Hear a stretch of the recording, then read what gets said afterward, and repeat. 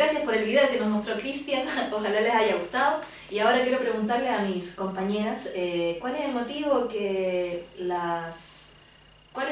por el cual están acá?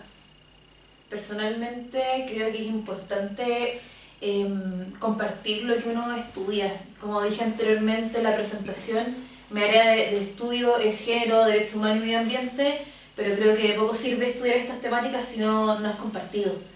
Hay que pensar más allá del yo y pensar en un nosotros.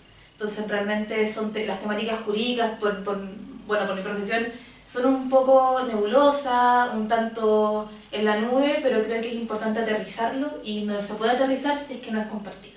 Entonces más que nada eso es lo que me motiva a estar acá, compartir lo que uno estudia en esta elite intelectual que en realidad es la universidad y llevarlo a la calle, a la comunidad, que es donde realmente importa, donde los cambios se tienen que hacer de a poco, sembrar semillas de cambio. Básicamente por eso estoy aquí, para compartir mi área de estudio.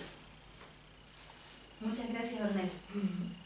Bueno, yo comentarles también que lo que me hace estar acá es esa motivación personal que siento en sembrar esta semilla, de rescatar este conocimiento mapuche ancestral que tiene este territorio, que muchos de nosotros hemos perdido, pero que a raíz de toda la contingencia social que se puede apreciar hoy en día, siento que es importante que nosotros la rescatemos y la revaloremos acá en este territorio. Así que una de mis grandes motivaciones es esa, es recuperar parte de la cultura que se ha perdido aquí en los lagos, en los alrededores del territorio, y que volvamos a valorar todo lo que nos pertenece, el territorio, los ríos, los bosques, el Lahuén, la medicina y sobre todo el Mapuzungún. Creo que es importante que revitalicemos nuestra lengua en este territorio y que seamos dignos de poder día a día relacionarnos en Mapuzungún. Muchas gracias, Alejandra. En cuanto a mi persona, yo ya había relatado que estoy haciendo estudios biológicos, ¿cierto? Estudios ecosistémicos aquí en la cuenca, porque la región de los ríos está inmersa en una cuenca trasandina que se comparte con Argentina y es uno de los únicos territorios en el mundo donde tenemos 9 lagos interconectados, drenados por un solo río, que sería el San Pedro y después llamado Calle Valdivia. Me da curiosidad y me da gusto que las tres estudiemos cosas ambientales, ¿cierto? Estemos ahí al pie de lucha con estas situaciones y me agrada saber de que los estudios que estoy haciendo, que a la vez son lo poco que queda de los parches nativos, pero cuánta medicina hay en eso, ¿no? Y también decirle a los demás, comentarle a los demás cómo es que funcionan estas plantas, estas hierbas en sus cuerpos. ¿Por qué, por ejemplo, aquí detrás de cámaras hay descendencias? ¿Por qué cuando comen tantas papas fritas le funciona una agüita de boldo después? Y eso son porque las plantas tienen principios activos, tienen moléculas que nos ayudan y hay un montón de plantas nativoendémicas que ya algunas están en categorías de vulnerables, de peligro crítico incluso, y que tenemos que defender, ¿no? Tenemos que evitar que esas raíces se pierdan. Y al igual que tú, la biología también tiene un lenguaje bastante engorroso, ¿no? Entonces también mi eje de vida, ¿cierto? La disciplina que yo tengo es empezar a bajar todos esos conceptos ecológicos, esos conceptos de reino, fungi, asquiomicetes, ¿qué es eso, no? Entonces explicárselo a la gente, explicárselo a los niños y también a los adultos, ¿por qué no? Un gusto tenerlas acá. Ojalá que les haya gustado nuestro discurso, nuestra presentación. Un gusto confluir aquí. Sí, es muy interesante lo que se puede gestar acá porque ambas temáticas que ustedes han mencionado, al momento de unirlas, creo que van a ser un potente desarrollo para la comuna. Yo creo que vamos a ser capaces de poder impulsar en la conciencia de la gente la valoración de lo que tú comentabas, del escaso agua que nos está quedando, y creo que a través también de ese empoderamiento jurídico que nosotros vamos a poder hacerle llegar a los auditores, creo que vamos a poder confluenciar todo ese tipo de conocimiento y empoderar a nuestro territorio.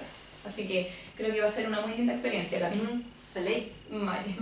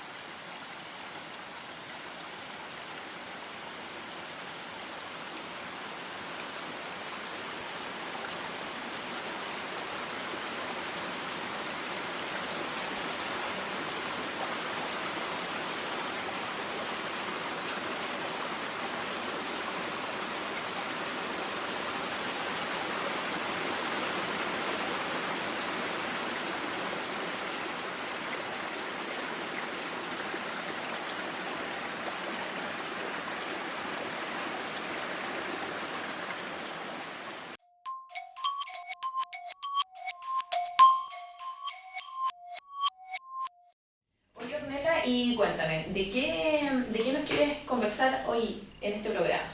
En este programa, como es el primero de tantos que se vienen en el futuro, quisiera hablar de un tema que es un temón y que me apasiona bastante, que básicamente tiene relación con las barreras que las mujeres tenemos que sortear para poder participar y hacernos parte de la esfera pública, donde se toman las decisiones.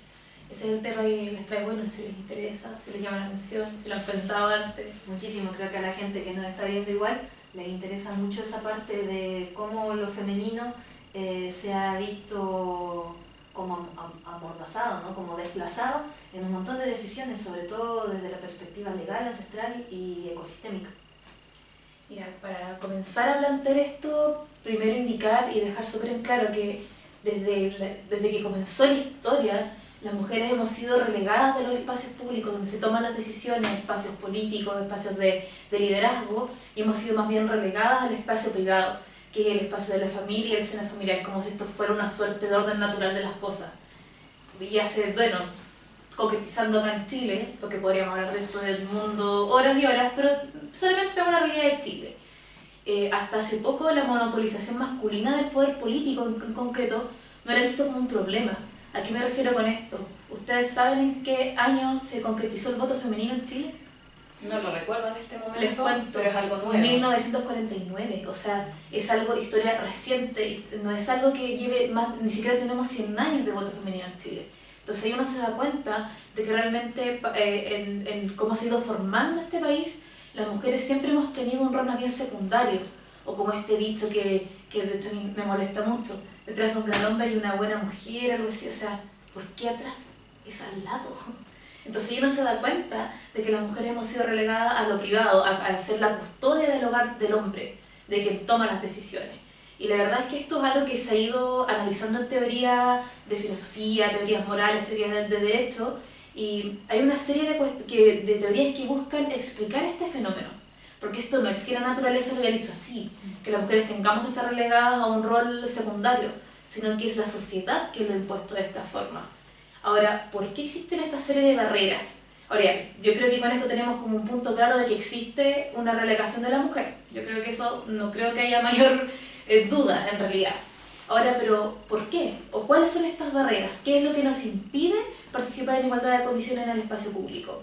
Y la verdad es que recién en el año 80 se comenzó a teorizar al respecto y hay una noción que probablemente ustedes la han escuchado, pero que es un poco nebulosa para quienes no se desarrollan en el ámbito legal, que se llama el techo de cristal.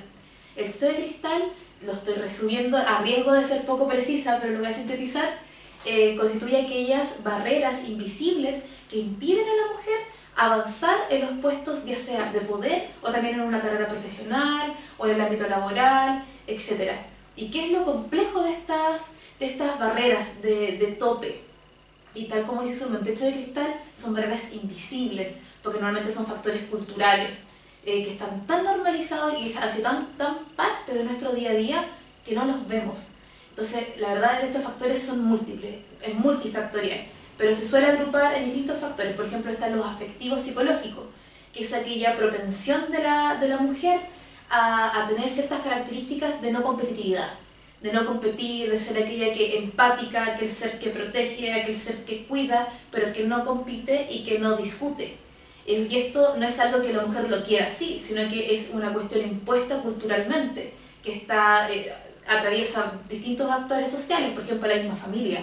El hecho de que, afortunadamente mi familia no actualmente, pero sí las historias que uno escucha de los abuelitos, de la tía, o de nuestras madres, que quien ponía la mesa, por ejemplo, si eran varios hermanos, quien se hacía cargo de atender al otro hermano, era la mujer. Entonces son factores que la misma familia influye, o la misma escuela. Por ejemplo, yo me acuerdo qué tipos de talleres asistíamos las mujeres y qué tipos de talleres asistían los hombres. Los hombres normalmente eran vistos como personas más histriónicas, con características de competición y ese tipo de cuestiones. En cambio la mujer era como más labores de hogar, labores de cuidado, enseñarte a ser madre o enseñarte a ser dueña de casa.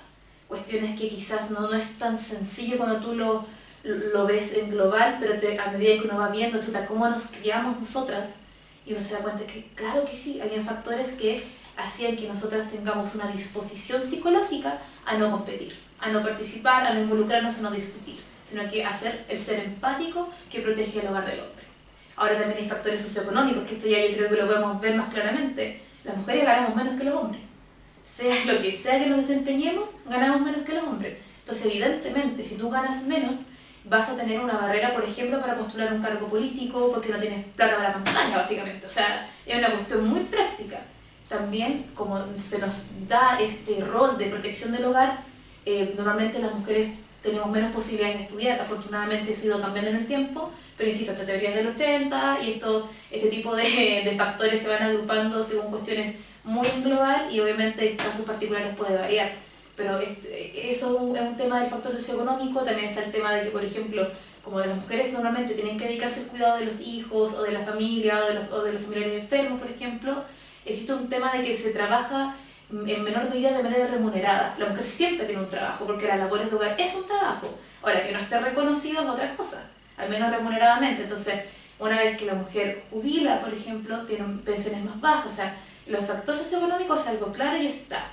Ahora también hay ciertos factores que van de la misma, cómo se conforman ciertos grupos e instituciones, por ejemplo los partidos políticos, que en realidad existe un desfase entre la abultada presencia femenina en la militancia versus el porcentaje de mujeres que logran ser candidatas y logran ser candidatas electas.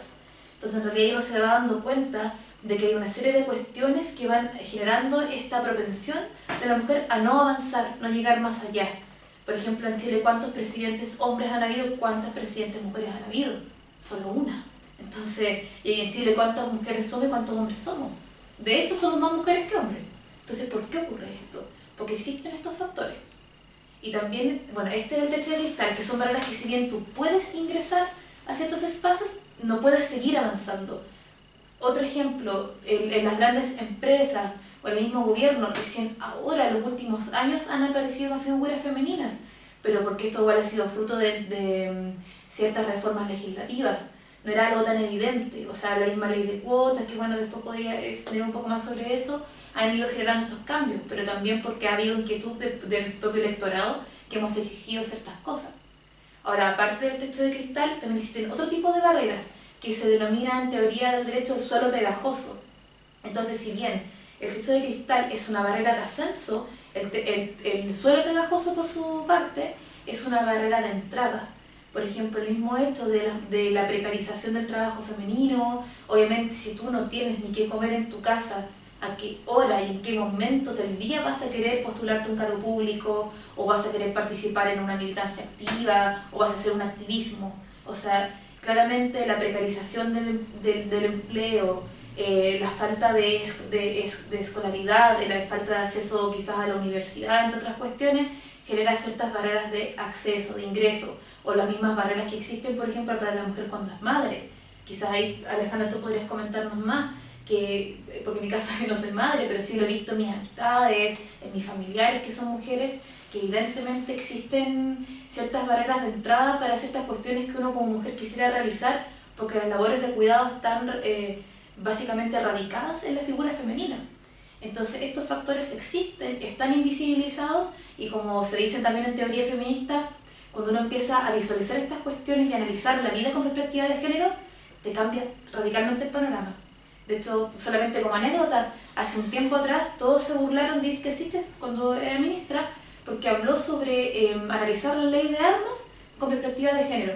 Todos dijeron, ay, ¿y qué significa esto? Van a haber ametralladoras rosadas, y todos lo tiraron para una burla, y eso denota una falta de formación en género que a mí de verdad me abruma. Lo entiendo, pero me abruma. Porque solamente no voy a extenderme sobre esto, pero solamente me voy a explicar qué implicaría analizar una temática con perspectiva de género. Es ser consciente de cómo la sociedad impone ciertas cuestiones a las mujeres y ciertas cuestiones a los hombres. Cuáles son los roles que se le asignan y cómo se le ve en la esfera pública. Ahora, ¿qué implicaría analizar una ley con perspectiva de género? En este caso, control de armas. Analizar, por ejemplo, cuestiones que para mí que me dedico a esto es tan cotidiano como ver quiénes son víctimas, por ejemplo, de las balas locas. ¿Dónde se generan estos problemas de las balas locas? Normalmente, al menos en la región metropolitana, que es donde hay más espacios, o sea, ocurren estas cuestiones con mayor frecuencia, ocurren normalmente en barrios residenciales. ¿Y quiénes se han visto más afectadas? Esto también está respaldado cifras del Ministerio Público, son mujeres. ¿Y por qué son mujeres las que son afectadas por balas locas? O también niñas, niños. ¿Quiénes son los que están en la casa? Las mujeres. Entonces, si tú te pones a pensar en el mundo con perspectiva de género, te estás dando cuenta que generar una ley de control de armas o de fiscalización de estas con perspectiva de género implica darte cuenta de quiénes son las víctimas y por qué es así, y así también te permite tomar medidas más efectivas. Entonces, ahora bien, ustedes me podrán decir, ya, existe infrarrepresentación femenina en espacios públicos, existen estas barreras, pero ahora, ¿por qué esto es un problema? De aquí, o sea, quiero ser más optimista y pensar que para la mayoría de las personas esta infrarrepresentación en espacios públicos es un problema. ¿Y esto por qué es un problema? Al menos una teoría personal, que me imagino igual ha sido desarrollada por más personas, pero voy a hablar desde mi vereda. ¿Por qué? Porque se supone que nosotras actualmente vivimos en una democracia representativa, pero que yo creo que en realidad no es una democracia material, algo que realmente exista. Es una democracia en el papel, es una democracia formal, porque si bien nuestra sociedad se vertebra sobre principios supuestamente democráticos, quienes nos representan realmente no nos representan. Porque si, por ejemplo, nuestra sociedad está compuesta por 51% mujeres y 49% hombres, ¿por qué el Congreso se compone de la forma en que se compone? Entonces, quienes están en los puestos de poder no representan a la diversidad de su electorado.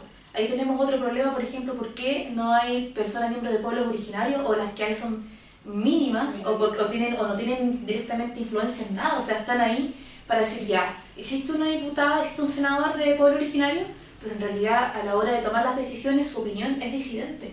Entonces ahí nos damos cuenta de que el no incluir a la diversidad del electorado en los puestos de poder es un problema de la democracia, porque quienes están ahí arriba no nos representan. Es tan sencillo como eso. Ahora alguien me podría decir, ya, ok, pero aunque haya mujeres o que haya representantes de pueblos originarios en el Senado o en la Cámara de Diputados o en la misma presidencia, no necesariamente va a llevar como consecuencia que ellos realmente vayan a luchar por aquellas cuestiones que son importantes para el electorado. Ok, puede ser, o sea, no necesariamente porque haya una mujer quiere decir que esa mujer vaya a decidir o vaya a influir con perspectiva de género, pero el hecho de que esté ahí ya es un avance porque es una mirada distinta, porque genera cambio. Imagínense, es cosa de ir analizando cómo esto se ha ido gestando. Voy a ir para ir terminando, para no extenderme demasiado. Desde que se instauró la ley de cuotas en el gobierno de Michelle Bachelet de 2015, esto permitió que tanto mujeres de todos los sectores políticos y todos los poderes políticos accedan a este puesto de poder. ¿Y qué ha ido ocurriendo? Se creó el Ministerio de la Mujer y Equidad de Género, se logró la despenalización del aborto, que son cuestiones que por años fueron vetadas. ¿Por qué? Porque quienes nos gobernaban y quienes estaban ahí arriba eran hombres. Entonces, por mucho que una mujer sea de un sector político o de otro, tiene una sensibilidad distinta hacia los problemas que nos atañen como mujeres. Porque si bien, y aquí igual esto es súper importante, yo creo que todas somos afectadas por esta infrarrepresentación, pero también hay que ser muy cuidadosos con esto, porque estas cuestiones también van atravesadas por otro tipo de temáticas, no solamente por género, sino también, por ejemplo, por clase. Porque si bien todas las mujeres somos de alguna forma oprimidas o relegadas, no todas somos oprimidas y relegadas de la misma manera. Porque no es lo mismo la opresión a la que pongo igual mi ejemplo personal, que yo que soy una persona profesional y que tengo quizás acceso a otras cosas, que una mujer que vive, por ejemplo, en el sector rural o que no tuvo acceso a la educación, y uno tiene que ser también consciente de eso, de cuáles son sus privilegios. Y eso también nos permite ir viendo el mundo con una mirada distinta. Porque imagínate, cuando se cruzan ciertos factores como sexo, raza, etnia, migración, socioeconómicos, te vas dando cuenta que imagínate una persona que, y esto se llama también la interseccionalidad y la discriminación, que eso podríamos hablarlo quizás en otro programa porque da para muchísimo, y podríamos hablar las tres y me parece una dinámica súper entretenida. Exactamente, entonces imagínate una mujer que no sé, es pobre, que es inmigrante, tiene una opresión distinta o sufre una opresión distinta a una mujer que está en el país donde nació, que tuvo acceso a la universidad. Entonces, ojo, si bien con lentes de género se ve otra justicia, que es una frase que se habla harto en teoría de género, también hay que ser consciente de que eso está atravesado por factores de sexo, raza y todo esto, sexo y clase, en realidad son como los dos grandes factores que implican y que influyen.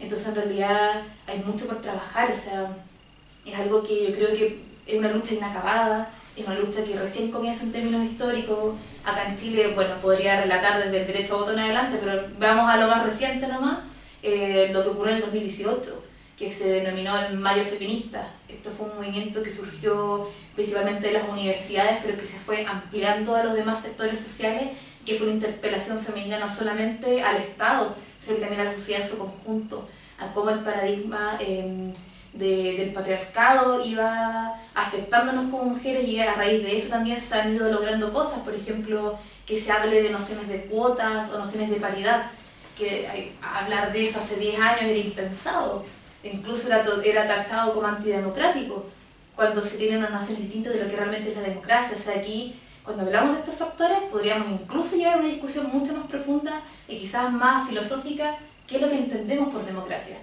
Si me preguntas eso, yo creo que lo que tenemos actualmente en Chile realmente no es una democracia, porque no estamos representados.